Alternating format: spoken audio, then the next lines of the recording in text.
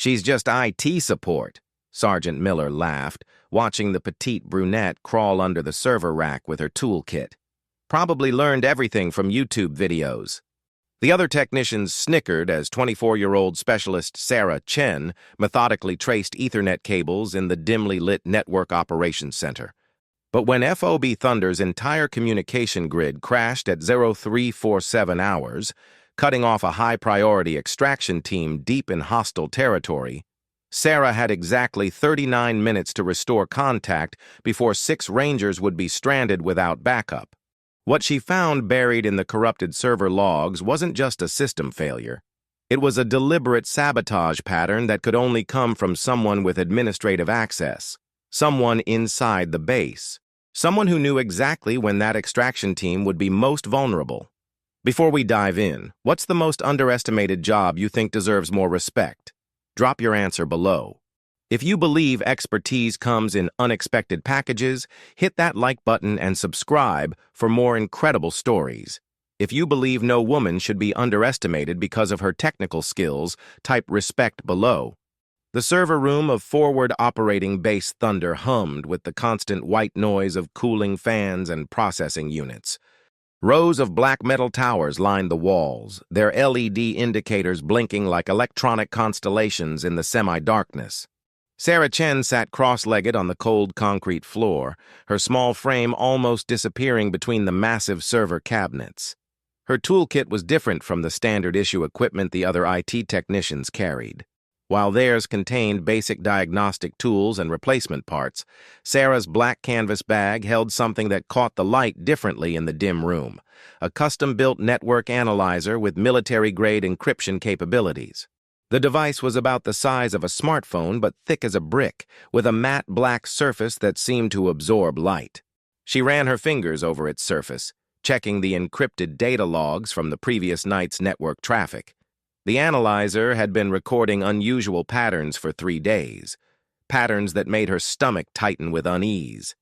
Anomalous access attempts at precisely 0300 hours, administrative overrides from terminals that should have been secured, and data packets routing through servers that weren't supposed to handle classified communications. But every time she tried to explain her findings to the senior staff, they dismissed her with the same patronizing smile. "Chen, you're great at fixing printers and resetting passwords, but leave the network security to the professionals." Sergeant Miller had said that exact phrase twice this week, each time making the other technicians chuckle. Sarah glanced at the duty roster posted on the wall. Tonight was Operation Nightfall, a high-priority extraction mission to pull out an intelligence asset from deep in hostile territory.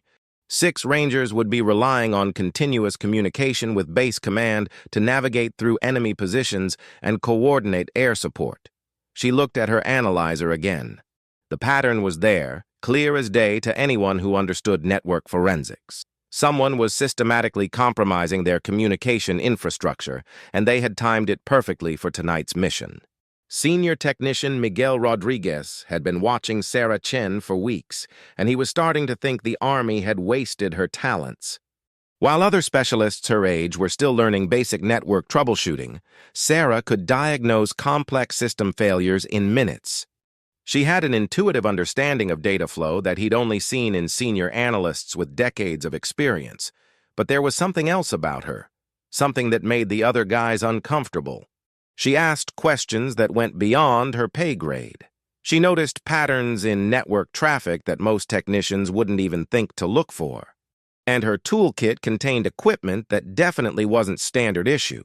Equipment that suggested she understood network security at a level that made some people nervous. Rodriguez remembered the conversation he'd overheard between Sergeant Miller and Lieutenant Brooks last month. "The Chen girl is getting too curious about classified systems," Miller had said. "Maybe we should rotate her to general IT support, keep her busy with password resets and equipment maintenance." But Rodriguez knew better. 3 months ago, Sarah had prevented a potentially catastrophic security breach by noticing that someone was accessing personnel files from an unauthorized terminal. She'd traced the intrusion back to a compromised admin account and implemented countermeasures before any sensitive data was stolen. When she tried to file a formal report, It disappeared into bureaucratic limbo. Miller claimed there was insufficient evidence of actual wrongdoing. The night shift in the server room was different, quieter. Sarah preferred working when fewer people were around to question her methods or dismiss her findings. She had learned to keep her real work hidden, the deep network analysis, the traffic pattern recognition, the security protocols that went far beyond her official job description. What her colleagues didn't know was that Sarah Chen had graduated at the top of her class from the Army's Advanced Cybersecurity program. She had requested assignment to FOB Thunder specifically because intelligence suggested this base was a potential target for sophisticated cyber attacks. Her IT support role was perfect cover for monitoring network security without drawing attention.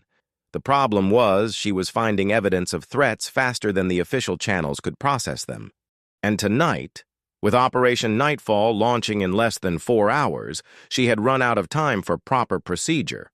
At exactly 0347 hours, every communication system in FOB Thunder went dark. The main operations center erupted in controlled chaos as staff officers frantically tried to re-establish contact with command. Radio operators cycled through emergency frequencies, finding nothing but static. Network administrators rebooted servers and checked physical connections, their movements becoming increasingly desperate. And 6 Rangers, call sign Nightfall Team, were 20 minutes into hostile territory with no way to call for backup. Sarah was in the server room when the crash hit. Her analyzer immediately lit up with alerts, not random system failures, but a coordinated attack designed to look like cascading hardware problems. Someone had used administrative access to corrupt critical communication protocols while simultaneously overloading network switches to create the appearance of equipment failure. She sprinted toward the operations center, her analyzer clutched in her hand, but Sergeant Miller blocked her path in the corridor. "Chen, get back to your station and run basic diagnostics on the server farm," he ordered, not even looking at her screen. "This is a command-level emergency. We need real network specialists handling this." "Sergeant, I've been tracking the attack pattern for 3 days," Sarah said, holding up her analyzer. "This isn't equipment failure. Someone's been systematically compromising our—" "Did I stutter?" Miller's voice turned sharp. "Your IT support, not network security. Go reset some passwords and let the qualified personnel handle this." Behind Miller, she could see Lieutenant Brooks coordinating with senior technicians who were completely focused on hardware troubleshooting. They were wasting precious minutes checking physical connections and rebooting systems that had been deliberately corrupted through software. Sarah's training told her to follow orders and return to her station. But her analyzer was showing her exactly how the attack had been executed, and more importantly, how to reverse it. The Rangers in the field had maybe 15 minutes before they reached the extraction point. Without communication, they would be walking blind into a potential ambush. "Sergeant," she tried once more, "the Nightfall Team is going to—" "That's enough!" Miller's face flushed red. "You're out of line, Specialist. Report to your station immediately, or I'll have you written up for insubordination." Behind them, a radio operator called out desperately, "Still no contact with Nightfall Team?" They should have reached Checkpoint Alpha 2 minutes ago. Sarah looked at her analyzer, then at Miller's dismissive scowl, then at the chaos of the operations center where qualified personnel were failing to solve a problem she understood perfectly. She made her choice. Operation Nightfall had been 3 weeks in the planning. Intelligence had identified a high-value asset, a local informant who had provided crucial information about enemy supply routes, who needed immediate extraction. The informant's cover had been blown, and enemy forces were closing in on his location. The mission required surgical precision. 6 Rangers would infiltrate enemy territory using night vision and stealth tactics, locate the asset at a remote compound, and extract him to a predetermined helicopter landing zone. The entire operation depended on constant communication with Base Command for real-time intelligence updates and air support coordination. Staff Sergeant Marcus Rivera led the team, an experienced Ranger with 4 combat deployments and a reputation for bringing everyone home. But even Rivera's expertise couldn't overcome the fundamental problem of operating blind in hostile territory. What Sarah understood and what the senior staff didn't want to acknowledge was that this communication failure wasn't random. Someone with inside knowledge had timed the cyber attack to coincide with Nightfall Team's most vulnerable moment, when they would be too far from base to turn back, but not yet at the extraction point. Her analyzer showed the attack signature clearly. Administrative access had been used to corrupt specific communication protocols while leaving basic network infrastructure intact. It was elegant, sophisticated, and designed to be misdiagnosed as equipment failure rather than sabotage. The corruption pattern told a story. First, the attacker had gained access to network routing tables, redirecting communication traffic through servers that could be easily overloaded.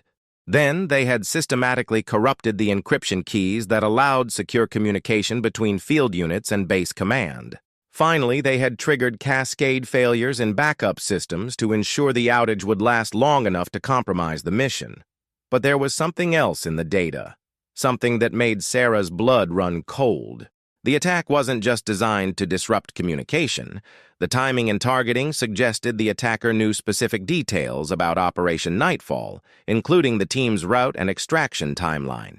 Someone inside FOB Thunder was actively sabotaging missions and putting Rangers' lives at risk. Rodriguez watched Sarah walk away from Sergeant Miller, but she didn't head toward her assigned station. Instead, she disappeared into the maze of server racks in the back of the facility. Something about her posture, the determined set of her shoulders, the way she gripped her analyzer, told him she wasn't planning to follow orders. He followed her quietly, staying in the shadows between equipment rows. Sarah had positioned herself at Terminal 7, one of the few direct access points to the core network infrastructure. Her fingers moved across the keyboard with practiced efficiency, entering commands that Rodriguez recognized as advanced network forensics protocols. What Rodriguez saw on her screen made him step closer. Sarah wasn't just running basic diagnostics. She was performing real-time network forensics, tracing the attack vectors through multiple system layers. Her analyzer was feeding her data that the base's standard monitoring systems couldn't even detect. She paused suddenly, her fingers hovering over the keyboard. The screen showed a directory structure that Rodriguez didn't recognize. Administrative folders that required clearance levels above Sarah's pay grade. But she was accessing them as if she had legitimate authorization. "How are you doing that?" Rodriguez whispered, stepping out of the shadows. Sarah didn't look surprised to see him. "The attack came from inside our own network," she said quietly, pointing to her screen. Someone with administrative access corrupted the communication protocols deliberately. They knew about Operation Nightfall. Rodriguez studied the data. Even with his limited network security training, he could see the patterns Sarah was highlighting. "You need to take this to Lieutenant Brooks." "I tried. Sergeant Miller won't let me near the operations center." Sarah's voice carried frustration and desperation. "Rodriguez, the Nightfall team has been dark for 8 minutes. At their current pace, they'll reach the extraction point in 7 more minutes. If they can't call for air support, they'll be sitting ducks," Rodriguez finished. Sarah turned back to her keyboard. "I can reverse the attack. I know exactly what was corrupted and how to fix it. But I need someone to buy me time." The fix required accessing 3 different server systems and restoring communication protocols in a specific sequence. If she tried to do it through official channels, the paperwork alone would take longer than the Rangers had. If she did it without authorization, she'd be facing court-martial for accessing classified systems. But Staff Sergeant Rivera and his team were counting on base command for survival. In hostile territory without communication, they were operating completely blind. Sarah's fingers moved to the keyboard. Protocol demanded she follow the chain of command. Training demanded she wait for proper authorization, but her conscience demanded she save 6 Rangers who were running out of time. "Rodriguez," she said quietly, "in 30 seconds, Sergeant Miller is going to realize I'm not at my assigned station. Can you handle that conversation?" Rodriguez nodded grimly. "Do what you need to do, Chen. I'll keep them busy." Staff Sergeant Rivera crouched behind a rocky outcrop, his night vision goggles showing the compound 200 meters ahead. The extraction point was a small building where their asset was supposed to be waiting, But without communication with base command, Rivera had no way to confirm whether the area was secure. His radio produced nothing but static on all frequencies. Standard protocol was to abort the mission and return to base if communication couldn't be re-established, but they were already 40 minutes into hostile territory. Turning back now would mean abandoning their asset to certain death. "Sarge," whispered Corporal Jenkins, the team's communications specialist. "I've tried every frequency, including emergency bands. We're completely dark." Rivera studied the compound through his scope. No visible movement, but that didn't mean anything. Enemy forces could be waiting inside, or worse, the asset could already be compromised. Without real-time intelligence from base command, every decision was pure guesswork. Meanwhile, Sarah's screen showed 3 separate attack vectors that needed to be neutralized simultaneously. The saboteur had been clever, corrupting the systems in a sequence that would make restoration nearly impossible through normal administrative channels. But her analyzer had traced the exact sequence of the attack, which meant she could reverse it. First, she needed to restore the encryption key databases that secured communication between field units and base command. The keys had been systematically corrupted, but the backup files were still intact in a hidden directory that required forensic-level access to locate. Second, she needed to clear the routing table corruptions that were directing communication traffic through overloaded servers. This required administrative access to the core network infrastructure, access that was supposed to be restricted to officers with security clearances far above her level. Third, she needed to restart the communication protocols in a specific sequence to prevent cascade failures in the backup systems. The problem was timing. Each step had to be completed in perfect sequence, and any delay would trigger automatic security lockouts that would require senior officer authorization to bypass. Sarah had one chance to get it right. From the corridor outside, she could hear Rodriguez's voice getting louder as he engaged Sergeant Miller in conversation about server maintenance schedules. The distraction wouldn't last long. Sarah's fingers hesitated over the keyboard. What she was about to do would definitely violate several regulations about unauthorized access to classified systems. If she was wrong about the attack, or if she made any mistakes in the restoration sequence, she could make the communication outage even worse. But her analyzer was showing her something else, new network traffic that suggested the attacker was still active, monitoring the system to ensure the sabotage remained effective. Someone inside their own base was actively working to keep the Rangers cut off from support. She started typing. Sarah's first keystroke triggered an immediate response from her analyzer. The device lit up with alerts showing active network monitoring from an unauthorized terminal. Someone was watching the communication systems in real time, tracking the restoration attempts. Her blood ran cold. The saboteur was online right now, ready to counter any fix she implemented. But her analyzer gave her an advantage the attacker didn't know about. While they could monitor standard network activity, her device was tracking data at a forensic level that bypassed normal system monitoring. She could work invisibly, at least for a few minutes. Sarah opened a command window and began the restoration sequence. Her fingers moved across the keyboard with surgical precision, entering network commands that required years of specialized training to understand. The first step, restoring encryption keys, completed successfully. Her screen showed communication channels beginning to clear. Then her analyzer screamed an alert. The saboteur had detected the restoration and was actively trying to re-corrupt the systems faster than she could fix them.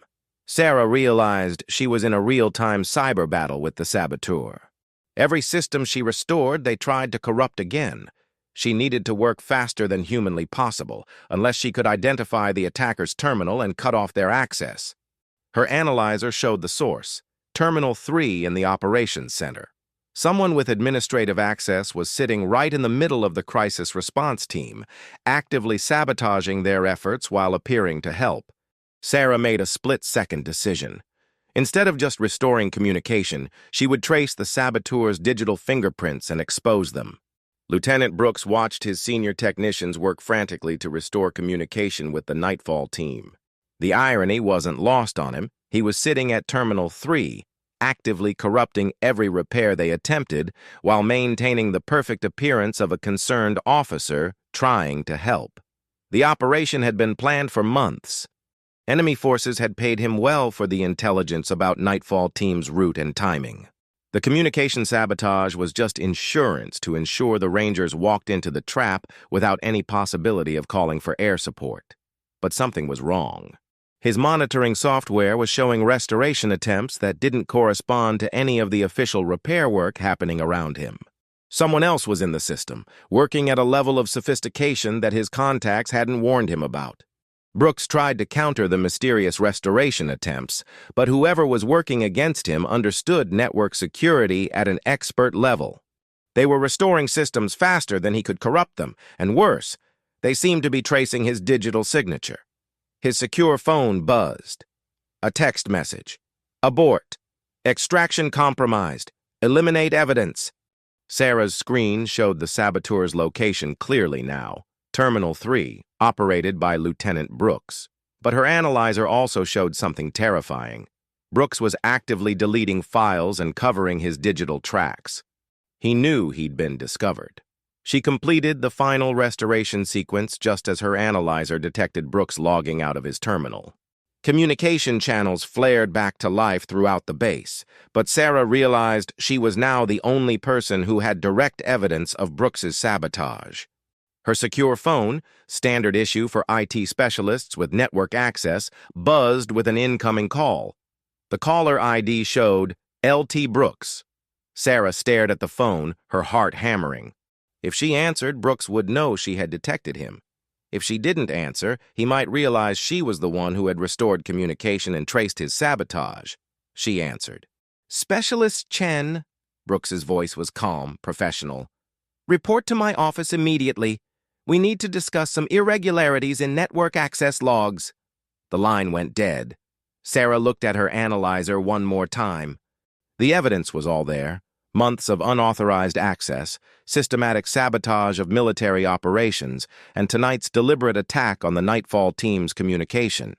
But Brooks had administrative authority to confiscate her equipment and delete her findings.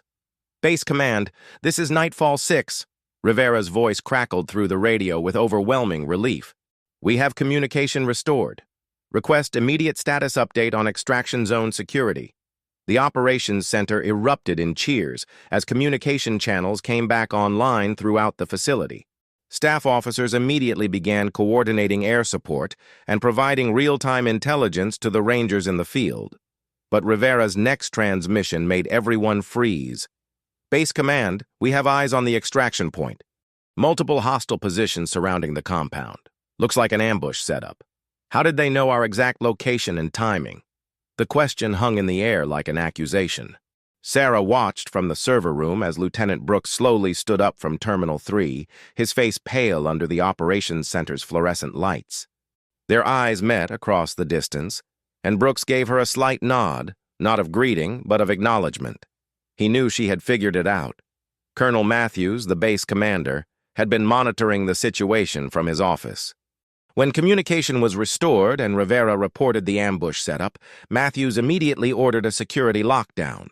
No one would leave the base until they determined how enemy forces had obtained detailed intelligence about a classified operation. Sarah made a decision that would change everything. Instead of reporting to Brooks's office, she walked directly to Colonel Matthews's quarters, her analyzer clutched in her hands like evidence in a trial. Sir, she said to the surprised colonel, I need to show you something that can't wait for the chain of command. 20 minutes later, Colonel Matthews had seen enough. The analyzer's data told a clear story of systematic sabotage, unauthorized access to classified systems, and tonight's deliberate attack on Operation Nightfall. But more importantly, Sarah's real-time tracking had caught Lieutenant Brooks in the act of covering his digital tracks. Specialist Chen, Colonel Matthews said quietly, you understand that what you've shown me means someone in my command structure has been actively betraying our operations? Yes, sir. And I believe they're still trying to cover their tracks. Matthews picked up his secure phone and made a call that Sarah couldn't hear. 5 minutes later, Military police arrived at Lieutenant Brooks's office to find him attempting to destroy computer hard drives with a hammer. The arrest was quiet, professional, and swift. Brooks didn't resist, but as the MPs led him away, he looked directly at Sarah with an expression of pure hatred. "How?" he asked simply. Sarah held up her analyzer. "You corrupted the wrong systems, sir. And you forgot that someone might be watching at a level you couldn't detect." The next morning, Colonel Matthews called Sarah to his office again. This time, she wasn't alone. Representatives from Army Cybersecurity Command were present, along with a woman in civilian clothes who introduced herself only as Ms. Rodriguez from Intelligence. "Specialist Chen," Colonel Matthews began, "your actions last night prevented a catastrophic mission failure and exposed a security breach that could have compromised operations for months. You also violated approximately 12 regulations regarding unauthorized access to classified systems." Sarah's stomach dropped. She had saved lives and caught a traitor, but she had also broken the rules doing it. "However," Matthews continued, "given the extraordinary circumstances and the results you achieved, those violations will be overlooked. In fact, we have a proposition for you." Ms. Rodriguez leaned forward. "Your cybersecurity skills are far beyond what your current position requires. We'd like to offer you a transfer to a specialized unit where your talents would be properly utilized." "What kind of unit?" Sarah asked. "The kind that doesn't officially exist," Ms. Rodriguez replied with a slight smile. "The kind that prevents problems like Lieutenant Brooks before they become critical threats." Sarah thought about the past 6 months at FOB Thunder, being dismissed, having her expertise questioned, watching security threats develop while bureaucracy prevented action. Then she thought about Staff Sergeant Rivera and his team, who had come home safely because she had refused to follow protocol when lives were at stake. "When do I start?" she asked. 3 weeks later, Specialist Sarah Chen officially transferred to Administrative Support Division at Fort Meade. Her friends at FOB Thunder thought she was processing paperwork for the Pentagon. In reality, she was part of a team that monitored military networks for exactly the kind of threats she had detected at Thunder. Her official title was Network Administrator, but her real job was hunting digital predators who betrayed their own country for money. Her first assignment briefing came with a warning. "The enemies you'll be tracking are often people you work with, people you trust, people who have earned respect and authority. They're betting that no one will suspect them, and that if someone does, they won't have the expertise or the courage to act." Sarah smiled, remembering Sergeant Miller's dismissive laugh. "She's just IT support." "Understood," she replied. "When do we start hunting?" The briefing officer handed her a new analyzer, smaller, more sophisticated, and completely invisible to standard monitoring systems. "You already did." "Welcome to the real cybersecurity war, Chen. These are the battles that never make the news, but they determine who wins the wars that do." As Sarah walked out of the briefing room, she thought about all the people throughout her career who had underestimated her because of her age, her gender, her quiet demeanor, or her technical focus. They had assumed that expertise came with loud voices, aggressive personalities, and impressive ranks. They had been wrong. Some of the most dangerous battles are fought by people who prefer networks to politics, data to drama, and quiet competence to public recognition. And sometimes, the person who saves everyone is the one nobody thought was qualified to try. If you believe that real heroes often work behind the scenes, protecting others without seeking recognition, please hit that like button and subscribe. In the comments below, tell us about a time when someone who seemed ordinary turned out to be extraordinary. These stories matter because they remind us that courage and competence come in all forms, and that the next time someone dismisses the quiet person in the corner, they might be making a fatal mistake.